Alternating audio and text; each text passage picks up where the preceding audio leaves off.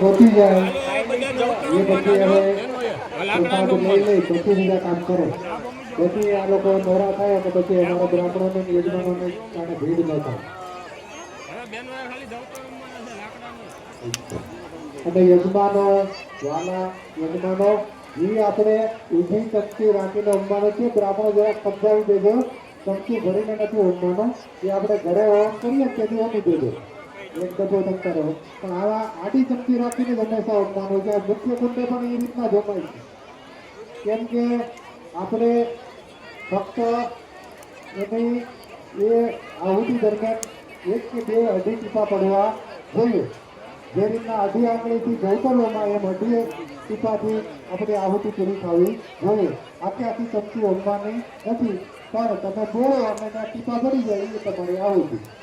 એટલે એ પ્રમાણે કરકસરપૂર્વક આપણને જોતું હશે તો પાછું આપશે, પણ આપ્યું છે એટલે હોમી જ જવું એવું નહીં. આપણે બધાને પુકારવાનું, કારણ કે એક સાથે આપણે 400 આહુતિ થતી હોય. તમે થોડીક વધારી દો એમ બધા વધારી દે તો સીધો આ કિલોમાં હિસાબ થઈ જાય. તમારે ત્યાં ગ્રામમાં હોય બધાને ભેગા કરો તો કિલોમાં હિસાબ થઈ જાય, અને આ બધાનો કંઈક ડબ્બામાં થઈ જાય સાથે. એટલે ધ્યાન રાખજો.